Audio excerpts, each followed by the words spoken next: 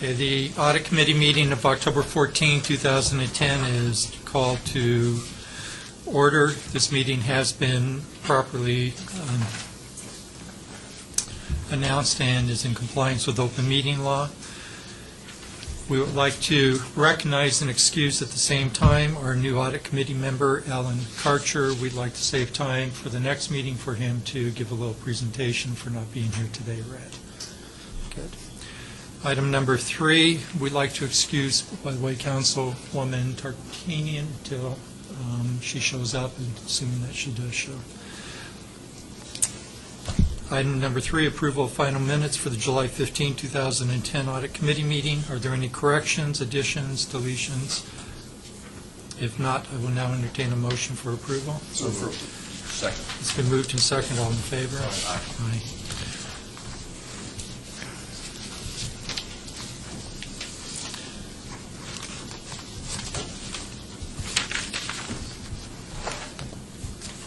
Agenda item 4, discussion of possible action on scheduled meeting dates. Thursday, February 10th, 2011, Thursday, May 12th, 2011, Thursday, August 11th, 2011, and Thursday, November 10th, 2011. Is there any discussion on this matter? If not, I would entertain a motion. So moved. Been moved. Second. It's been seconded. All in favor? Aye. Agenda item number 5, general report by the city auditor, Mr. Snowden. Thank you, Mr. Chairman. Currently, the following audits and projects are in process. Passport Services is being led by Brian Smith, and it's in the reporting stage. Municipal Courts Volunteer Program is in the planning stage. It's being led by Nancy Beatty. A&E Awards is in the reporting stage, and it's being led by me. Traffic Engineering by Brian Smith in the planning stage. Hanson Contract is in the planning stage, and that's being led by me.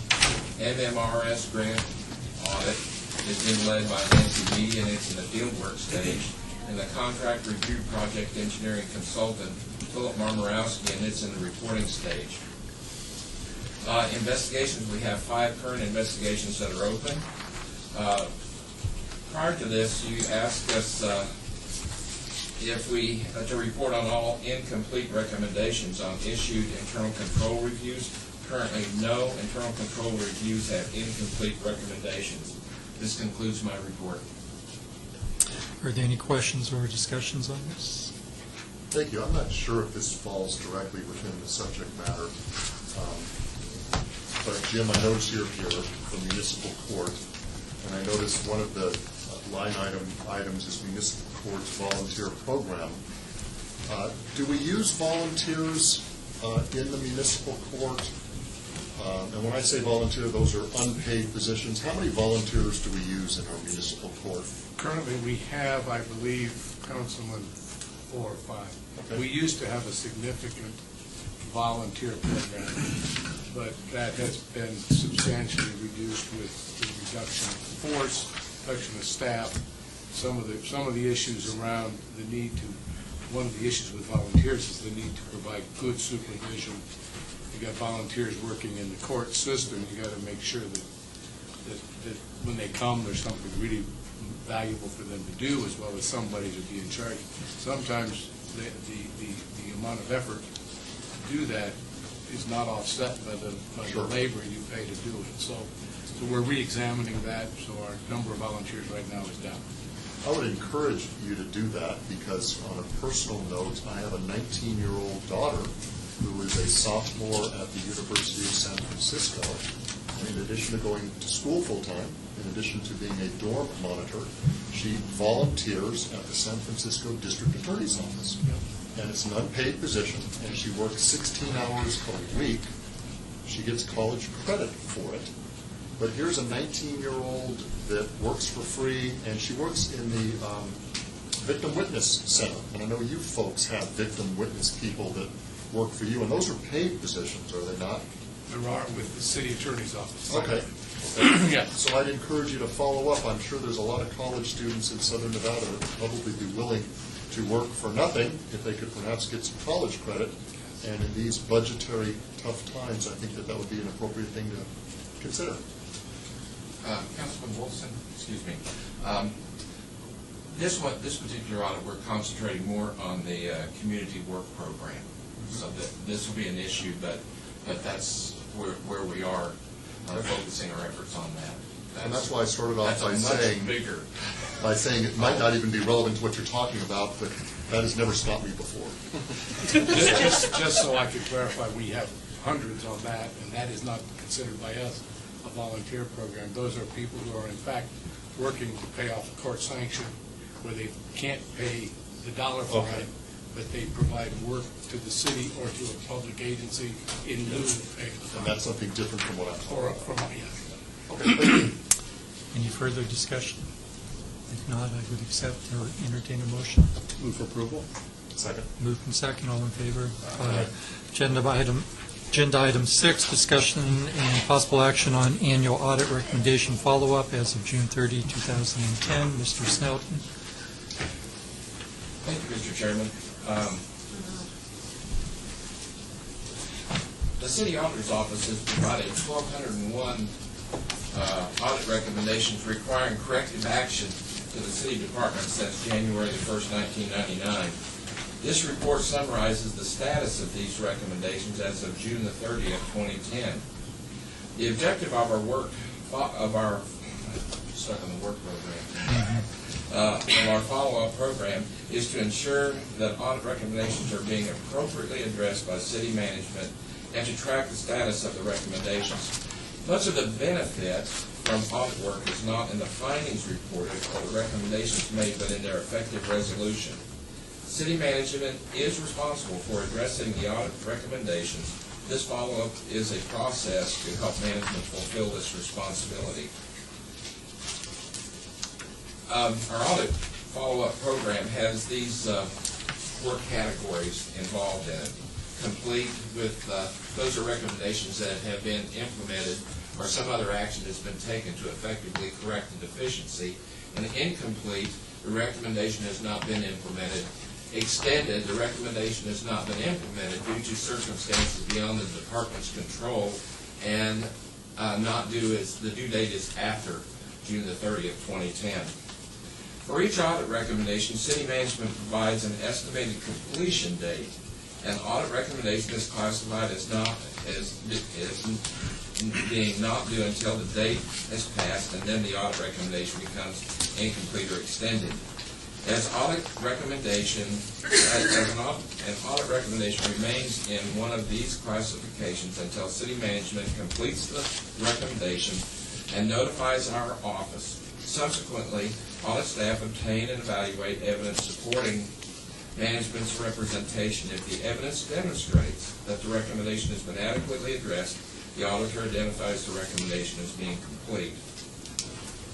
Of the 1,201 recommendations, 1,163 are in the complete status, 12 are in the incomplete status, 11 extended, and 15 in the not due. As of June 30th, annual audit recommendation follow-up, including the 12 incomplete recommendations, this table lists the number of incomplete recommendations by department. There are a total of 12 incomplete recommendations, 1 in detention enforcement, 4 in field operations, 2 in finance and business services, and 1 in fire and rescue, 4 in municipal courts. At this time, I will review the 12 incomplete recommendations individually. Representatives from the affected departments are present and available to answer questions. Starting with detention enforcement, the one in that area, it's related to the audit of detention enforcement's inmate booking and release processes. It's the second recommendation in that report. Controls over funds placed on account for the inmates. This one relates to a situation regarding segregation of duties. Keith is the contractor that we are going to outsource with, has a contract relating to placing funds on account for inmates. The contract did not include a right to audit policy. It did not reference PCI compliance requirements. Purchasing was in the process or is in the process of reviewing the main key contract, and is going to incorporate this function into the contract, and I'm sure these elements are included. That should clear as soon as that's completed. We have four open recommendations in field operations. They all relate to the audit of sanitary sewer system. The first one has to do with spill reporting requirements. It's basically what should be reported and procedures related to those. Currently, this recommendation is being implemented. Policies, procedures, and forms are being finalized. The second one is also in audit of the sanitary sewer system, Clark County permits. And when we would go into an area that was in one of the county islands, we would obtain a permit. And as a result of that, then the recommendation was to obtain that. However, I think field operations is working on a memorandum of understanding with Clark County to address this. And a draft memorandum of understanding for sewer infrastructure improvements with Clark County has recently was recently updated with input from Jerry Walker, Deputy Field Operations Director. The memorandum has not yet been finalized or approved. Once that is, I believe that probably will correct the problem. The third one deals with performance measures, and simply it's are they appropriate and are they needed? The ones that are identified, are they needed? Currently, we are awaiting documentation on the new performance measures and how these measures will be derived. And the fourth one related to this is standard operating procedures. And we noted that we needed some more operating procedures in order to more completely handle this function. We have received several standards operating procedures that address some of the identified areas and are waiting on procedures that address the remaining areas. The next area is finance and business services, and there's two in that area. The audit of financial services, grant fiscal administration. First one is the first finding, the allocation of indirect costs for federal grants. The indirect cost rate needs to be approved, and currently we're not using an indirect cost rate in that sense. This is still in progress, and I don't have an update on this at this time. The audit of professional services contract, Hill Clark Associates, had the second item under finance and business services, and it's the third recommendation talking about a modification of change orders. The change order that went through that particular contract did not go back to purchasing for review, and it should do that. Incorporated in with another finding that is extended on this one, it relates to the procedures and policies related to professional services contracts. This particular one also has an element in it that with the implementation of the Oracle module, which should be done by December the 15th, the new procedures, this will be included in a desk book, which is being adjusted, and training is showing better ways of doing this task. This is expected to be issued, like I said, December the 15th, and currently City Manager's Office is reviewing and improving parts of the desk procedure. Fire Rescue has one related to the audit of the Fire Prevention Division relating to the Quality Control Program. What we noted was that there was no formal quality control program. A draft policy outlining fire prevention's new quality assessment program was recently completed and will soon be distributed to staff. The last area is in municipal courts, and the first one that I'll mention is a recent one from the minimum accounting standards this last year related to collection of Dropbox payments.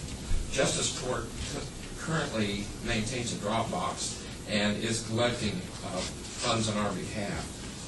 And we have been working with courts on this, but at this point, by then, we're waiting for a meeting with them to resolve many of the issues and to look look at what's been done in greater detail, and that should be held on the 18th of this month. The next three having to do with, of course, and this is a rather old one, and the reason that this old one is on here is because these resided in the extended status until the new court system had been implemented. And these are the only three that are left. They relate to correspondence with the same defendants, related to correct addresses, making sure that we have the most current address. The second one was correspondence with defendants, where we recommended that a history be created of all the mailings in correspondence with the defendants. And the third one had to do with user passwords for court system and the access logs for review. The new case management system was implemented in November of 2009, and we believe that these three recommendations were addressed with the implementation of the new system. However, we have not been provided evidence to verify that they have. Staff will be meeting with us on October the 18th, to discuss the status as well as the Oakland Municipal Court recommendation. This concludes my report, and I would be happy to answer any questions at this time. Is there any questions, discussions on what's been I just had a presented? question on the audit of financial services, the grants, and the percentage of indirect cost allocation. Now, some grants tell you how much you can use for indirect costs. Is that right? Are they still doing it that way? Yes, And then they some, can. Yes. so does it vary from grant to grant? It can vary from grant to grant. The biggest problem I think we have with this situation is we do not have a system that has been approved and recognized by the federal government or whichever cognizant agency has that grant to make that allocation. So that's really where we're at right now, and we don't have that. We haven't taken that step. Well, I was wondering though, if they tell us how much, say 1.5% for indirect Yes. costs, if they tell us that, we can't change that, right? No, but we have to have some way of capturing it, knowing what it is, knowing how to meet that. Right, oh, I see. So there's a need for full knowledge of what you can indicate by indirect costs, Yes. so that you can use it, okay? Because I know there are a lot of places that do use it fully, so, thank you. Can I restate the question slightly differently? Because, going from memory here, the city is not losing monies because of indirect costs yet. What they're trying to do is make sure they're capturing all the monies that they're entitled to. I believe that's what I heard when this report originally came to us. So this is a quantification effort for identification that the city has captured all funds that are available, and it's part of the overall package. I believe that's what I heard when the report was originally presented. I think that's what you just said. Yeah. I was just wondering, for example, sometimes you have more indirect costs than what, let's say the federal government says you can only have 1.5%, but it might be you have more. That would fit in the categories, and I was just wondering if we follow the grant or if we change it. Kind of a combination of both. Nancy be down with the audit, and each grant will have certain admin and overhead costs that you can do, and that's a percentage. But in order to capture costs for accounting services, IT, you have to have a plan that you submit to your and get that approved, come up with those percentages that's on right all out. Yeah. I got that. Yeah, and Nancy, I believe, if memory serves me correctly, the city has not lost money because of this. Once again, it's just more of a documentation trail. We've never had the indirect cost allocation as planned, and a lot of grants don't give you the ability to do that. Mhm. So I can't answer that question. My question, Mr. Chairman, would be related to this. If there's no way to properly evaluate it since they diverge, the different ones, do we reasonably expect, since this was to be completed 2008, do we reasonably expect that we can get there, or are we kidding ourselves by continuing on? Well,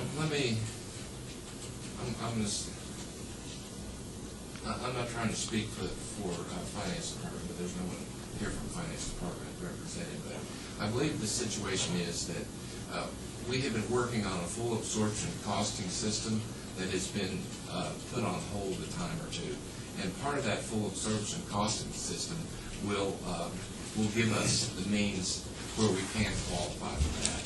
So I think originally when the recommendation was made, I think that was a reasonable time that it should have been done.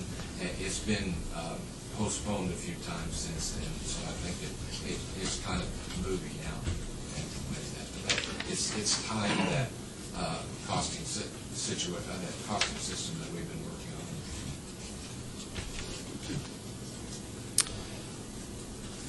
Further discussion on any agenda items that are here? Brad, with respect to the audit of professional services contracts in the statement, we believe, is there a way to confirm versus verify that the implementation has taken place?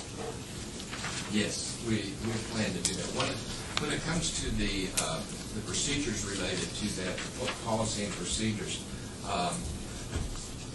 we recommended policy and procedures in the audits that we did, but finance took one further step and said, we're going to do more than that.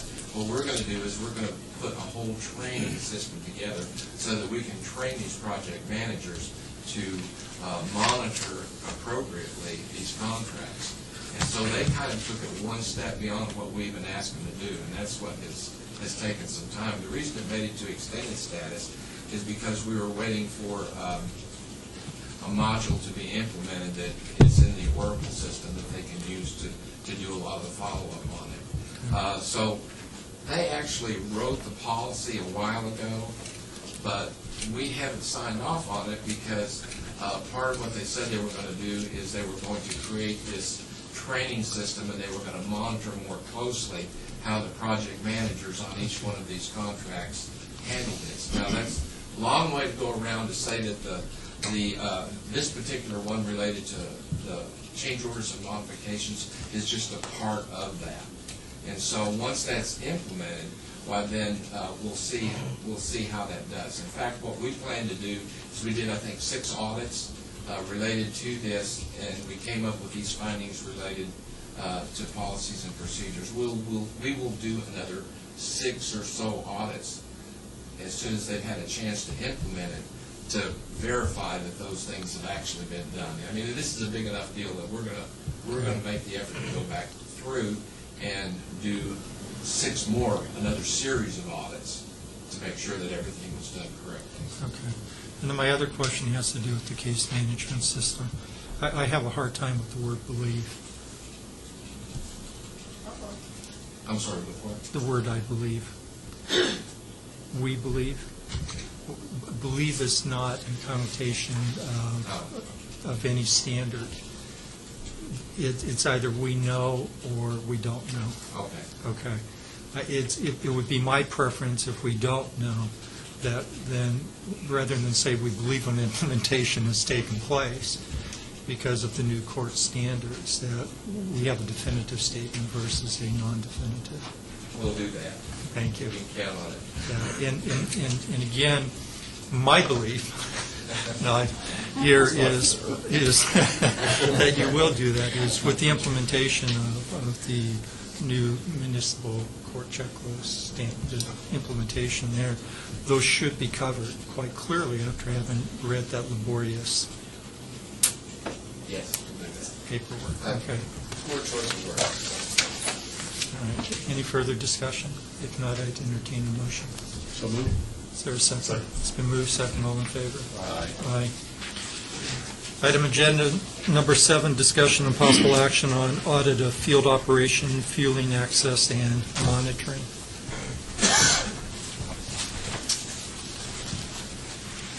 Mr. Snell.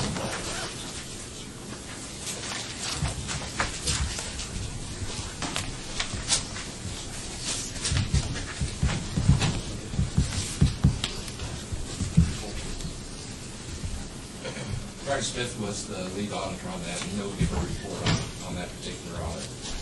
What, they didn't want to stick around for my presentation? I think they asked in advance to be. I won't take it personally. Our office conducted an audit of the city's fueling access and monitoring program, which is overseen by the city's Fleet and Transportation Services Division of the Department of Field Operations. And I'm grateful for the support that I received during this audit from Larry Hogsness, Dan Hyde, Jerry Walker, and Carol Diaz, who all were a big part in the success of this audit. Let me just give you a little background on the city's fueling program. The City of Las Vegas has a fleet of approximately 1,175 vehicles and equipment. These vehicles and equipment use a variety of fuels, including reformulated gasoline, diesel, biodiesel, and compressed natural gas. During 2009, the city used approximately 815,000 gallons of liquid fuels and approximately 25,000 gas gallon equivalents of compressed natural gas. The city employs Fuel City vehicles at city-owned fueling stations found at its 3 service centers, the Wastewater Pollution Control Facility, Floyd Land Park at Tule Springs, and at 14 fire stations. And all fuel for these fueling stations, except for CNG, is purchased by the city. The city's fueling stations are also available for use by the Las Vegas Housing Authority, which is billed monthly by the city for their usage. Here are a couple photos of some pumps. Beautiful pictures. Fleet Services uses software known as WinC6 for controlling fuel pump access and the recording of fueling transactions. And in order to access a city fuel pump, at this system here, an employee has to wave their city proximity badge, and then they have to enter a valid vehicle or equipment number, and then they have to enter a valid odometer reading. And that odometer reading has to be within a certain range as established in the fuel system. And that range is based on the odometer reading that was put in at the last fuel. A key fob, as shown in this photo, must be waved over the card reader when there's not a vehicle or equipment number associated with the transaction, such as when filling gas cans, generators, and gas-powered tools. So far as clean energy, compressed natural gas fuel is available to city employees through a contractor known as Clean Energy, who I learned this week from Dan Hyde is T-Bone's Pickens company, and maintains and services CNG pumps at the city's West Service Center and at 4 other locations in the Las Vegas Valley. These locations are noted by the red flags on here. It's a little hard to see them there, but there's 4 locations that Clean Energy has there. To access the CNG fuel pumps, users must use access cards that are provided by Clean Energy. And this is a photo of the CNG pump at the city's West Service Center. The CNG access cards are assigned to specific vehicles and can only be used at the CNG contractor's pumps. And the CNG contractor bills the city monthly for its usage. The audit objectives were to evaluate the adequacy of management controls over fueling transactions, that is, to see that controls are effective in identifying errors, irregularities, or abuse in fueling transactions, evaluate the adequacy of the procedures being followed for recording fueling transactions and charging city departments and the housing authority for these transactions, and evaluate the adequacy of the document of policies and procedures related to the city's fueling operations. So let me just briefly go over the audit findings. What we found was that the process by which all city departments receive and review monthly fueling transactions needs to be implemented to improve monitoring of fueling transactions and to identify any fueling irregularities. Improvements are needed to the process by which CNG cards are placed in vehicles tracked and destroyed upon disposal of the vehicle. Improvements are needed in how CNG usage in biofuel vehicles is monitored to ensure employees are saving fueling costs by regularly using CNG in these vehicles where feasible. The process is needed for changing the status of ex-employee badge numbers to inactive within the fuel system to ensure ex-employees who retain their badges do not access the fuel system. A formalized process for obtaining accounting coding updates from finance and updating the fuel system with this information is needed to allow finance to more efficiently post fueling transactions to the general ledger. Documented policies and procedures on the use of key fobs are needed. In addition, improvements are needed in the tracking of key fobs and monitoring of their usage. Documented policies on the city's fueling operations are needed for more uniform use of the fuel system by city employees and improved transaction records. Documented desk procedures on the administration of the city's fueling operations are needed to ensure consistent practices by fleet services staff members and to protect the division from loss of the existing knowledge base of current employees in case of employee rotations and or turnover. And we've experienced a little of that. Management responses can be found at the back of the report, and management has developed action plans to each of the recommendations and intends to address each of them at varying dates prior to July 2011. And I'd be glad now to answer any questions you have, and we have the full team here today to also answer any questions you may have. Is there any discussions on this agenda? No, it seems as if they're doing a good job in keeping track of this. Now, recently in the paper, they talked about something with the county and the use of their fuel pumps, and somebody used the same thing 68 times in a period of 3 hours. With what you have in place, that could not occur. Could it? Well, there are certain controls in place, and part of my recommendations are there so we can identify when those irregularities occur. There are controls within the system that limit the amount of fuel that can be dispensed in a single transaction. There's also, like I mentioned, these odometer readings that the odometer reading you put in the system has to be within a certain range. There's also some timeout features on the pump. So, but if I were trying to take gas inappropriately from there, and I had the card, wouldn't it pick up either from the odometer readings or from the amount of gas or something? Here's the problem: in the past, it's been a very centralized monitoring operation, and Dan and Carol, they were doing the best job they could in looking at transactions, but they don't know whether Brian Smith should be using a city vehicle at 2 in the morning, or they don't know if Brian Smith should be filling his vehicle once every day. They can't know that about every city employee. So what my first recommendation in this audit is let's get the information out to the departments so they can be monitoring the transactions. They know their staff best. And so who would pick it up? If I used 68 different times in 3 hours to get gas, who would pick that up? Well, in the past, it's been... That wasn't us, by the way, was it? Wasn't that the county? No, that was... I thought it was. I didn't get worried over it, but... let me give you... Let's see. I'm just wondering who it is that would pick up something like that, because that really is egregious, and you would think... Brian, I can address part of it. One of the issues that we had before all the staff reduction, I had a technical systems analyst, Carol Diaz, that would do a periodic check on a regular basis, like weekly, and bring to my attention, based upon her input of data that she had a long history of doing, as something that was extraordinary or something that needed attention. The problem that Brian's addressing is with the cut in staff, I don't have that intermediary protection in place to do that. You haven't had really time to put it in place. No, but we have a plan in place to address that, and what Brian and I've kind of briefed on a little bit is we are upgrading the WinC 6 system to a new fuel system that does not cost the city anything, that is going to give us some cross-checks automatically that was before being done manually, or womanly. Let me just add a couple comments to that, Barry Walker, Deputy Director. The new WinC 6 will allow us to import and export data. What you're talking about does require somebody to come in and look.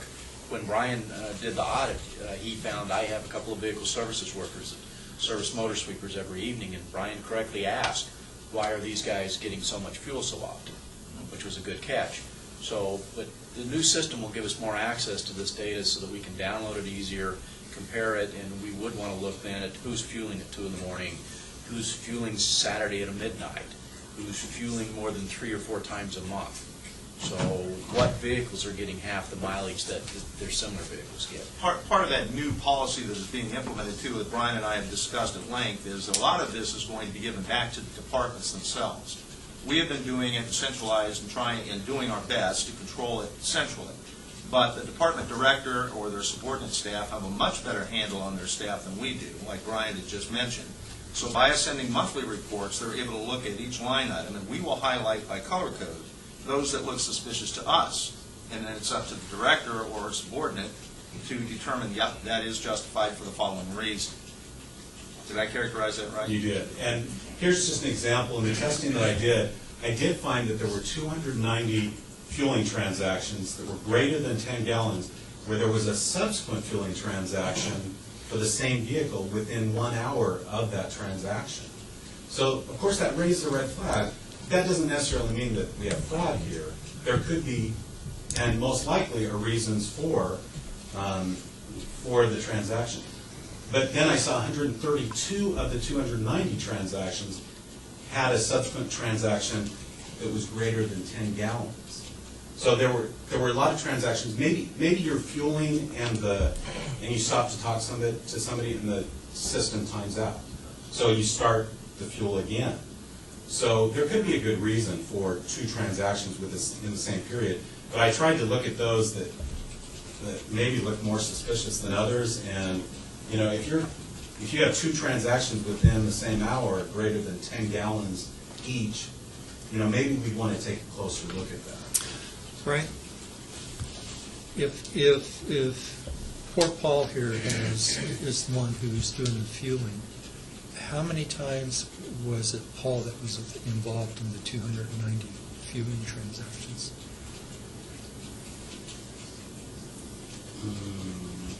How many times? So if Paul is the one who is fueling,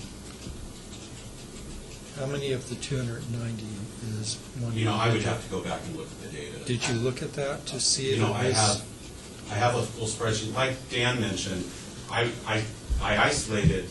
I looked at like the top 20 employees that fuel in the city, and like Dan mentioned, there's good reasons for some of them why they're fueling so many times.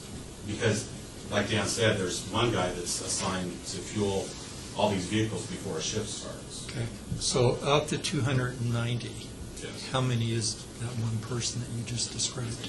I don't have that information right now. I'd be glad to get that to you. So statistically, this sample is not a valid sample because we didn't take it to the next level to determine if we have one individual who has that responsibility for multiple fueling, or did we take it to the next level to identify that it's more than that one person who was involved in the 290 fueling transactions? How many transactions? Well, my whole sample was over 42,000 transactions. Okay. So So only 290 This is a very small part of it. I have, the data where I can show you a spreadsheet that shows every employee that's a part of this 209. Okay, but one employee doesn't constitute 280 fueling No. transactions. Okay, so coming back to the councilwoman's comment about the 68 events within a limited period of time, the 290 was during the course of a calendar or a fiscal year That was for 11 months. for 11 months. Okay. One thing we did do is that we weren't pulling samples and looking at samples. We took the entire database and analyzed the database. So it was all the transactions using the software that we have that we're glad to have. We were able to evaluate everything.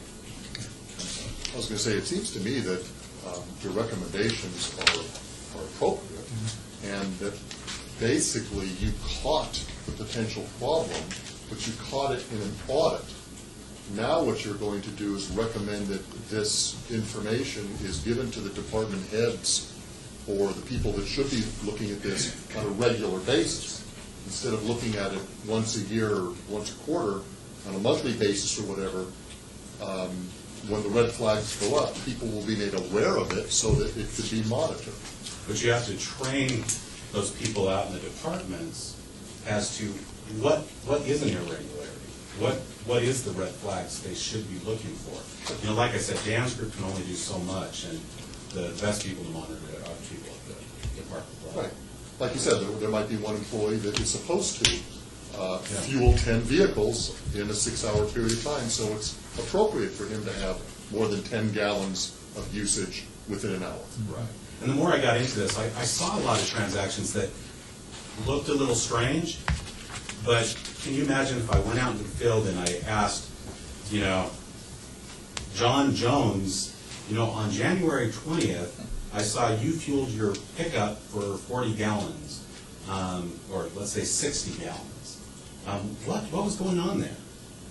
I started thinking, he's not going to remember that individual fueling transaction. So what I focused on was what controls do we need to implement to identify irregularities in the future? Get the controls and be aware that we need to do it, and this is what has come forth from what we've done so far. Which I think is good.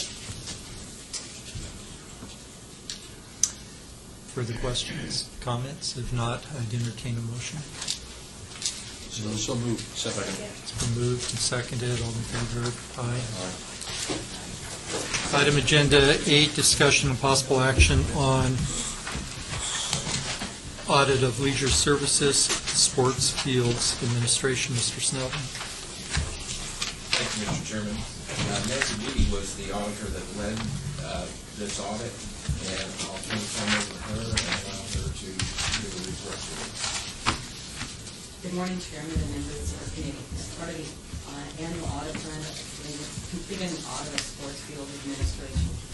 The administration of the city sports field is the responsibility of leisure service municipal sports units. Two primary responsibilities of this unit include the administration of city-sponsored adult leagues and the allocation of sports fields to outside users. All audit findings and recommendations have been reviewed with leisure services management. They agreed to the findings and submitted the management plan of action, which is included in the management response section of the audit report. I'd like to thank leisure services staff for their assistance with the completion of my audit. They're very helpful in understanding the many issues that were encountered. And now I'd like to briefly review the audit findings. Finding 1, I was unable to verify that fees were always collected from sports field users. Leisure Services uses the class computer application to schedule sports field usage and process payments. All outside user groups are issued field permits that document their authorized field usage. The inability to verify payments for field usage is attributed to management control issues identified in findings 2 through 4. Field permits are not created or associated with class payment information. There's no reconciliation of field permits and fees collected. There's no documented fee waiver process, and city employees do not monitor sports fields during the legal tournament play. Finding 2, segregation of duties. I'm sorry, Mr. Chairman. Rather than have you go through 15 findings, would it be best perhaps to talk about them one at a time? If you would prefer that. I mean, it's fine. Maybe I'm jumping the gun a little bit. No, I think we can understand it better because we don't know what background you have. Right, that's fine. This agenda item was probably the most troubling for me.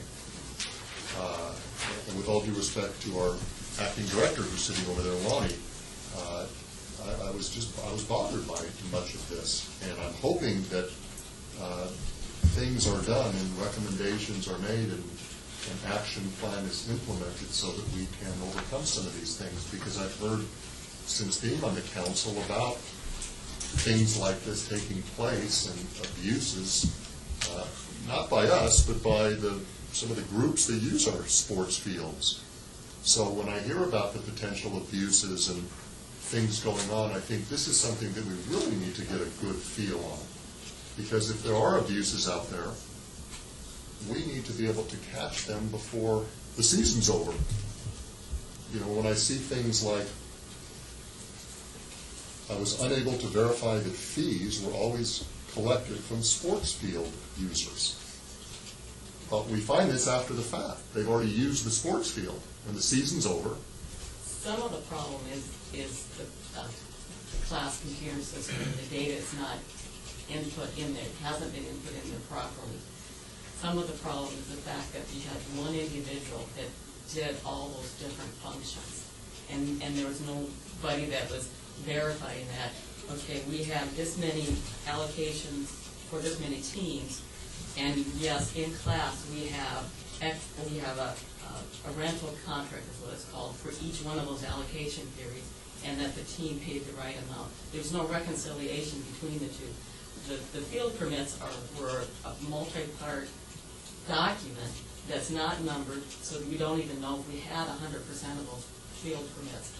And there's no association whatsoever with that within class. And so that, you know, and then you have the problem with the way things were input into class. One time they may say ABC, and the next time it'll be AC, and it's the same unit, the group, but there's no way to associate those because they're identified as different user groups. And that's, Okay. And I kind of understand what you just said to me. I mean, without being in the trenches, I don't understand all the particulars, but I guess the question is, now that you've discovered those things, are we going to make changes so that mistakes don't occur again?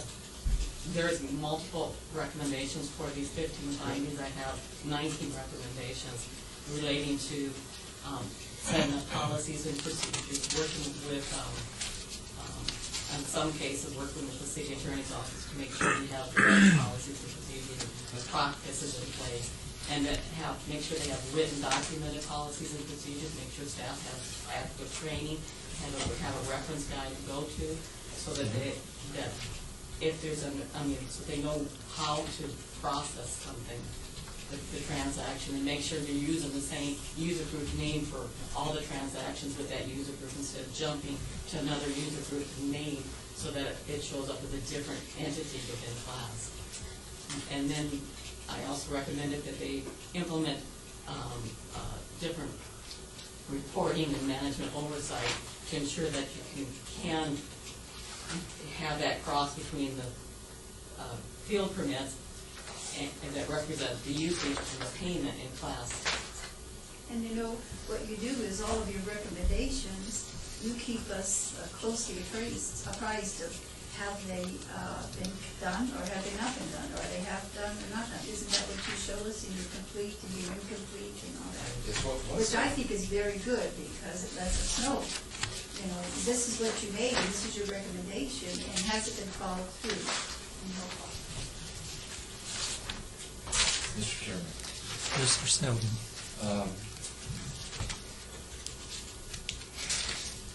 There's a few documents that we get that actually act as a really good controlling document. And what we found out was there was a lot of deficiencies with those. So a lot of the recommendations that Nancy has made will correct that situation. The other big problem is this segregation of duties problems. In other words, you have one person doing too many functions. They have the ability to schedule it, collect the money, deposit the money, reconcile it and everything else, and there's really no one on the outside following them and checking. Those are the big things that need to be addressed. Okay, Brett, correct me if I'm misstating this. That's been a long-standing issue. That's not just a current finding. That's been an issue for as long as I've been on this committee. That leisure services, and I don't want to say they're understaffed, but that has been an issue for quite some time. So it's not, from my perspective, and correct me if I'm misstating this, that's not a new finding. That's an ongoing finding that continues to be an open item that needs to be resolved in some way, shape, or form. Yes, Mr. Kern, that's true in many cases. This one is especially egregious.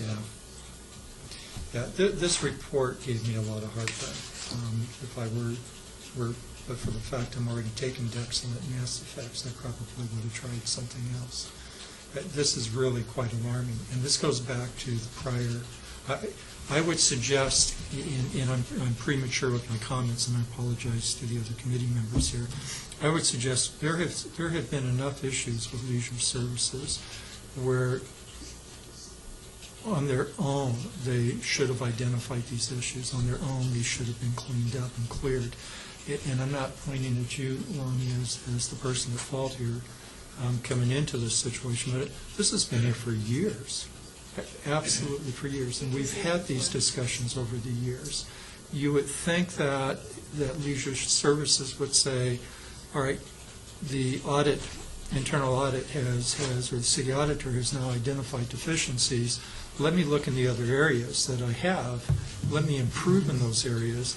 It shouldn't take the city auditor coming in and identifying these same issues over and over again. It doesn't matter how egregious they are or they're not.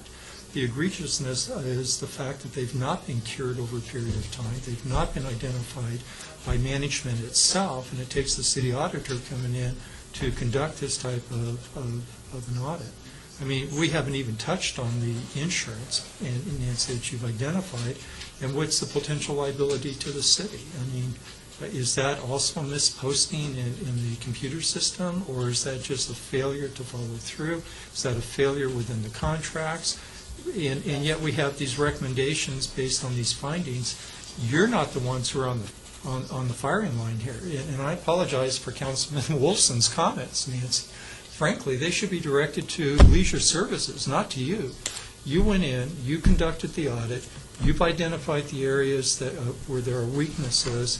Let Leisure Services now explain what they're doing to correct this. Let Leisure Services explain why these happened, why they allowed it to happen for this period of time.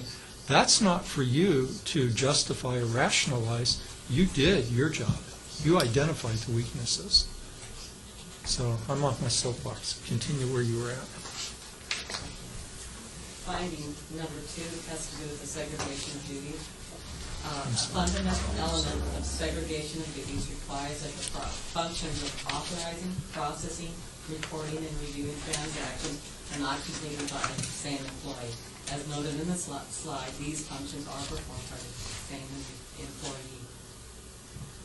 Finding number 3, proper authorization of transactions. A fundamental element of management control is to ensure that all transactions are properly authorized. Employees can transfer and delete payments in class without management approval or oversight. Finding number 4, class data input inconsistency. The accuracy, completeness, relevance of computed data is directly related to how information is entered into a computer application. Leisure Services has not established a standard data entry protocol. Therefore, multiple accounts are established for user groups, making it difficult to monitor activity and verify payment information. Finding number 5, inequities in the allocation of city sports fields. An analysis of 26 league user groups for the spring 2010 allocation period showed inequities in the allocation of city sports fields. The hourly cost per field usage ranged from $6.67 to 54 cents, and the average hours of field time ranged from 15 hours to 185 hours. Finding number 6, lighting of sports fields. Evening observations of 183 city sports fields, and that was going back to the same fields. It's not, we only have about 120 fields, to clarify that. Showed that 42% of the fields observed and 61% of the observed fields with lights on were not being used. An observation of 50 fields through adverse weather conditions showed that 58% of all fields and 78% of fields with lights on were not being used.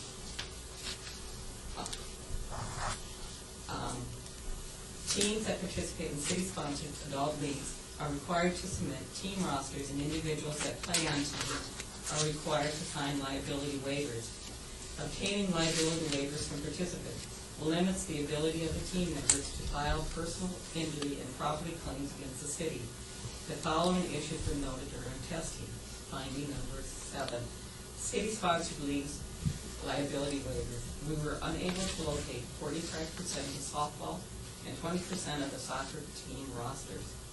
With the organization's team rosters, liabilities were not on file for 49% of the softball and 15% of the soccer team members. Finding number 8, liability waiver retention policy. Pursuant to NRS, claims for damages to personal property can be filed for 3 years, and claims for personal injury or death can be filed for 2 years. Leisure Services retains liability waivers for 3 years, and therefore does not cover the entire 3-year period for personal property claims. Finding number 9, league and tournaments with user liability waivers. User groups rent city sports fields for league and tournament use. A representative of the organization signs a waiver for the use of the fields. Individuals that participate on these activities do not sign liability waivers. The representative may not have the legal authority to waive an individual's rights to pursue a claim against the city. Finding number 10, certificates of general liability insurance. League and tournament user groups are required to obtain general liability insurance naming the city as an additional insurer. A consistent process is not used to ensure that the certificates are obtained and retained, and the certificates are not always properly completed. Finding number 11, security requirements. Leisure service employees do not provide on-site monitoring of league and tournament user group activities or require user groups to provide private security during their events. Standardized documented security requirements do not exist for user groups at the city sports fields. Finding number 12, concession permits. Organizations that provide concessions during events at city sports fields are required to obtain a concessions permit. No documentation was on file for 9 of 20 issued permits, and discrepancies were noted in the remaining 11. Finding number 13, nonprofit status. Leisure Services current practice requires concession stand operators and sports field users that are designated as nonprofit organizations be classified as tax exempt under IRS Section 501c3. Fieldwork procedures included confirming compliance with this standard. Discrepancies were noted with the nonprofit status of the 6 concession operators that were tested, and for the 20 sports field groups that provided their documentation to confirm nonprofit status, only 4 of the 20 groups provided confirmation of the 501c3 status. Finding number 14, memorandum of understanding. Leisure Services has a written memorandum of understanding with the American Cast Pitch Association to provide umpires for city-sponsored adult leagues. Leisure Service does not have a similar written agreement with NISOH to provide referees for city-sponsored adult soccer leagues. As part of the restructuring, the city-sponsored adult soccer leagues are not offered at this time. And finding number 15, disabling class user access. Leisure Services assign access to class by adding employees' names to the user groups. Detailed steps include reviewing 3 class user groups, and the results show that a systematic process is not used to disable class access. I'm open to questions. Mr. Chairman, thank you. If you don't mind, Nancy, what Mike said is true. Our comments, and my comment was directed at you. I didn't mean it to be. You're the messenger, if you will. You found things. You have made recommendations for action, and management has indicated through the various recommendations what they have done and what they're going to do. So if my comments meant that I'm finding fault with you, that wasn't the case. And as I look at the things that have been recommended and the actions that have been taken, it looks like we are doing some things to correct this. But these are, Betsy, these are very problematic. So I'm speaking just myself. I'm hoping that we have some sort of follow-up. What is the normal course when we receive an audit report like this? When do you come back to us to report back to us what action has been taken? What's the normal thing? Well, usually the annual follow-up is the time when you'll officially hear what recommendations remain incomplete. If you would like us to follow up and give you a status on this particular report and the recommendations related to that, we can do that too. That's my request. I don't know if it takes a full board action. Again, some of it, like on page 30 here, the critical issues, you're not going to wait for a year. You're going to, January 11th, you're going to want to know about fees collected. So I guess there's piece by piece of this. And again, it's going to be overwhelming to the people running leisure services to have it all come at once since you've found so much. So I like the fact that implementation occurs immediately on the critical issues, and these other issues that are oversight and overlooked, it looks to me like, and just sloppy or inability to cover so many things with your limited staff. I don't know what the case is. Critical issues, January 11, we should know right thereafter how that's going to make sure the fees, the monetary part of this is fixed so that we're not abused that way. And the systems are definitely in place to monitor these kinds of things. So I guess, yes, I would like a report sooner rather than later, whether it's at our next meeting or the one thereafter. Some of these things have been implemented. Some of these tasks have been completed. Others are still open though. So I'm just speaking for myself, but I would like some regular reporting. In this situation, I think the regular reporting for a while was important. I realize I know that some of these are being worked on even now as we speak, because when I had several calls come in about the lighting of the fields, for some reason the citizens really watch those fields, and if nobody's there and the lights are on, they let us know. And I know I spoke with Lonnie, and he put into place and is tightening things up. So a lot of this, I suppose, is already being started, and reporting January would just be good to keep us on top of it. And thank you for that quick response, Lonnie. And you know what was nice, Lonnie? He didn't say any reasons, give any nebulous type of information to me. He just said, yep, he's right, we should have had him on, we're going to take care of it. And that was good.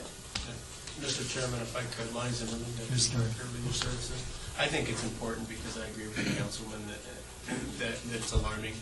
I think it's important to know, though, that during this same course, as we were going through a pros consulting report and at the direction of the city manager, we actually asked them to do a secondary report on our sports field master planning.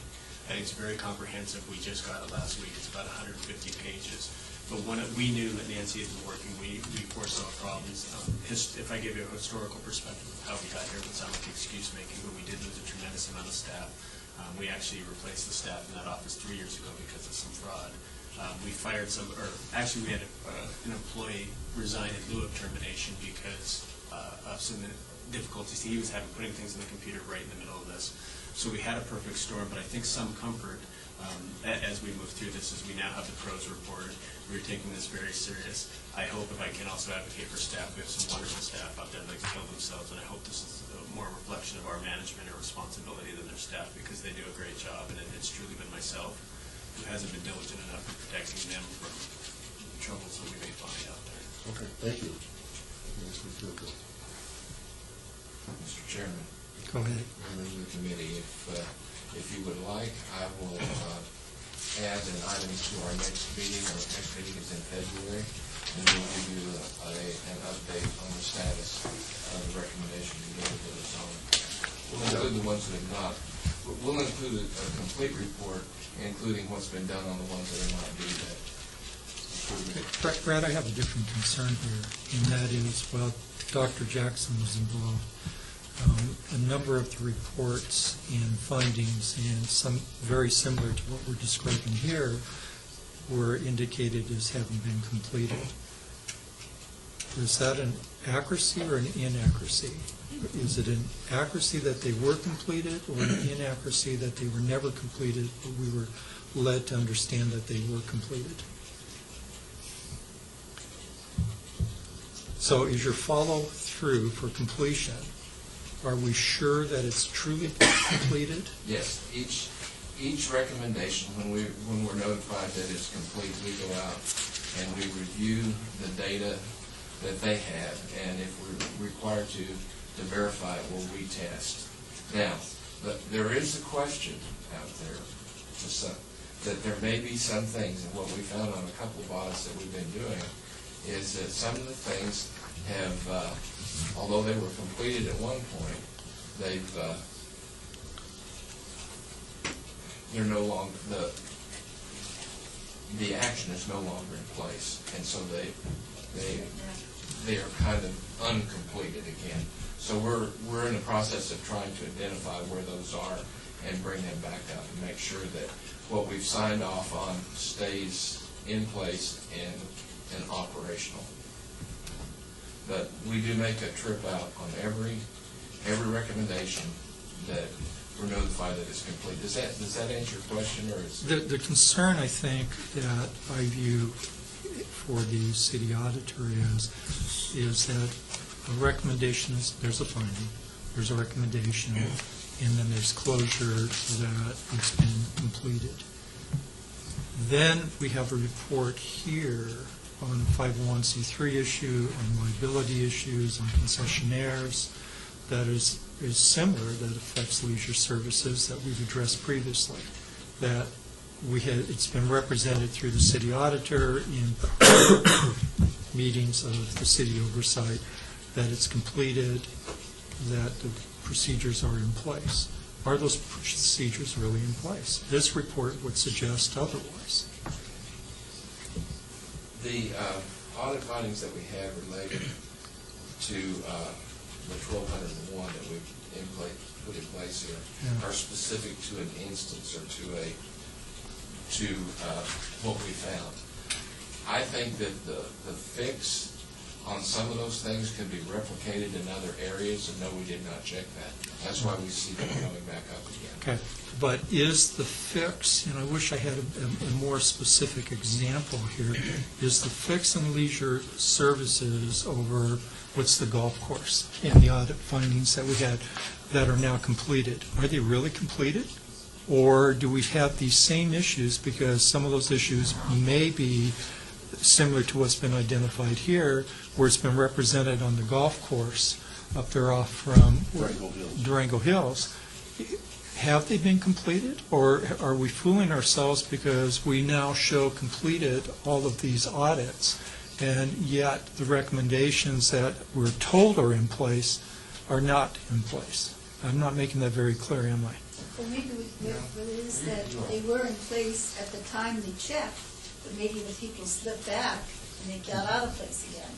That's might have been, it's just a slip in time where you're evaluating and have they put them in place, and then we don't keep going back and saying what you've been doing it. You could slip out of place, is what I'm thinking.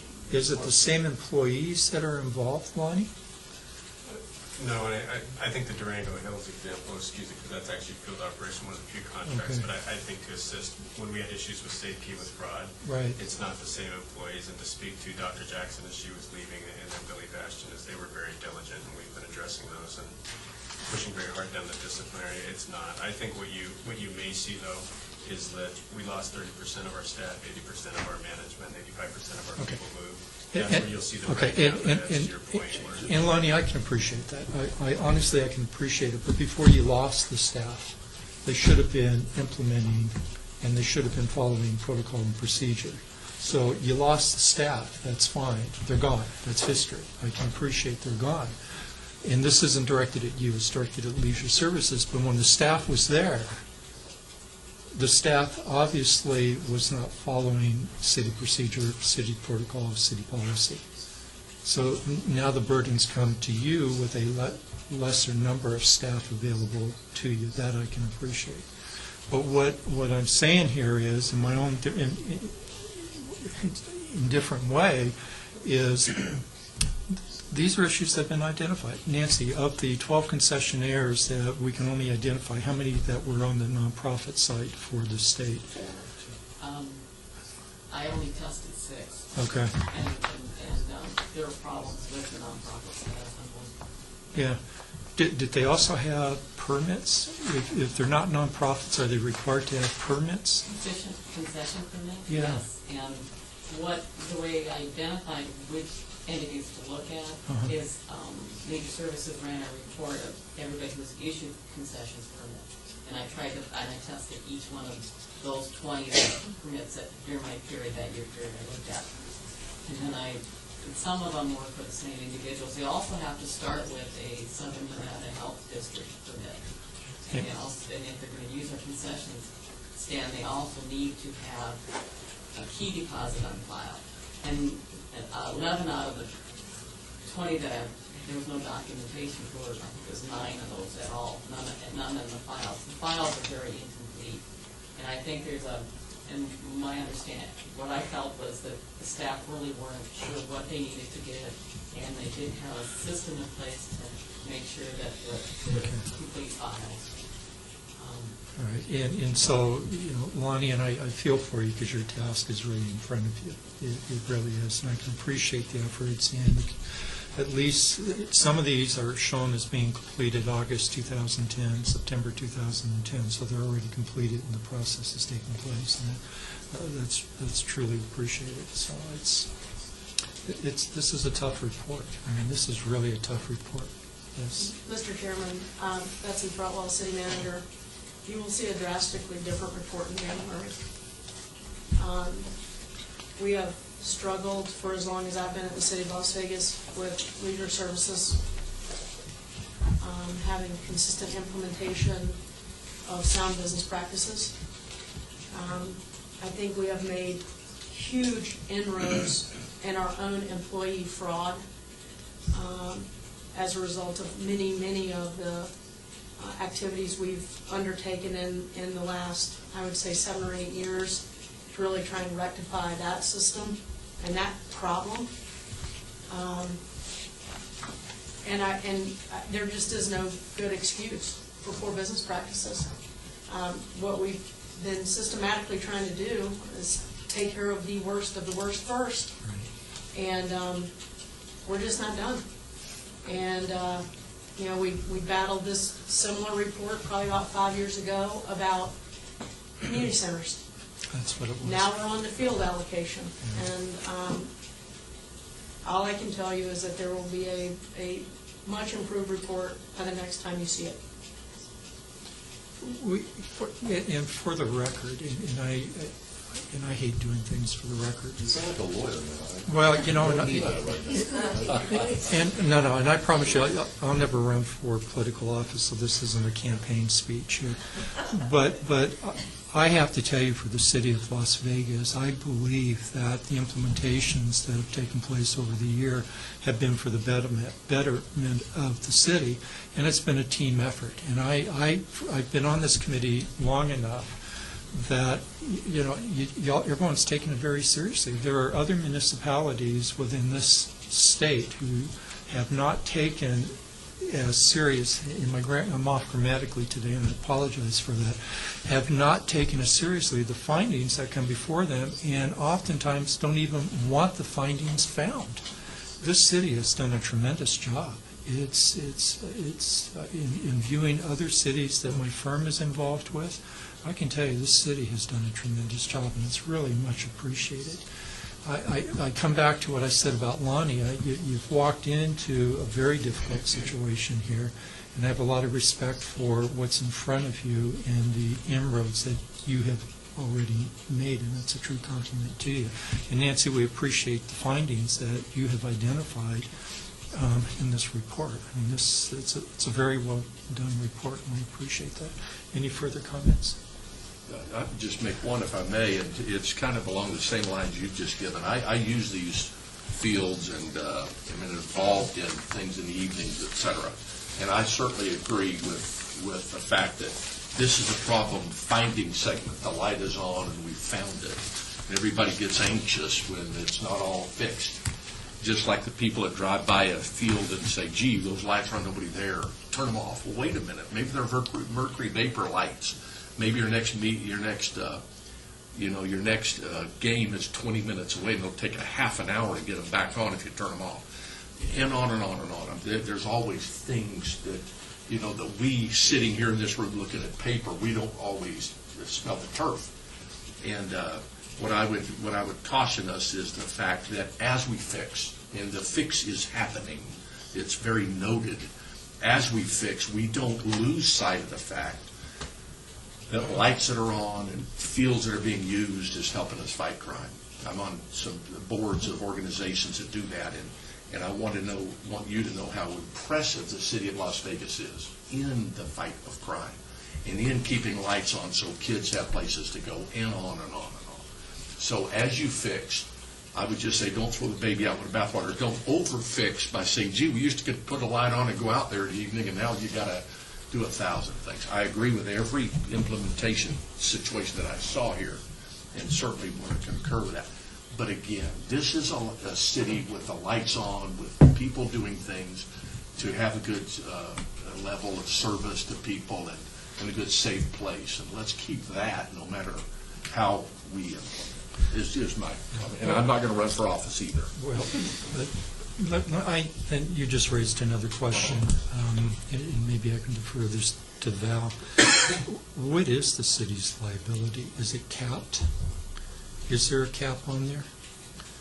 If a sports player is injured and a liability question is raised and insurance coverage is not provided by that team, what is the city's liability? we have a cap that's 75,000 or something like that. I can't remember what it is.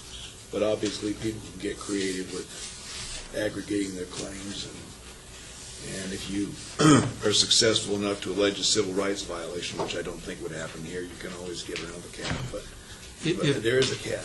If we have teams, and I don't know enough about these fields, I'm not like Paul, I don't use the fields. Do we have soccer tournaments where soccer teams from another state may come to town and they're participating? And then under the rules of comedy, do we have an issue because with some of the recent decisions that have come out from the U.S. Supreme Court, comedy may not apply? Therefore, the cap of 75,000 may not apply? So insurance could be a very serious issue here. Lonnie, do we now have insurance coverage from each of the teams? We do, and the easiest way to describe it is if we permit the fields for RAD, who's the tournament organizer, we require RAD to list us as additional insured for $1 million. Okay. Now, has that been tested? And we know that we would get sued either way, but we require all our user groups to provide additional insurance. I think that goes to Nancy's point, but we better have that on file and easily accessible. Not to beat a dead horse, but there's some basic things here that are very easy. There's just checklist. Yeah. Has the team submitted a liability form, whatever it's called, and somebody should be out there before the tournament starts saying, where's the form? If we don't have the form, you don't play.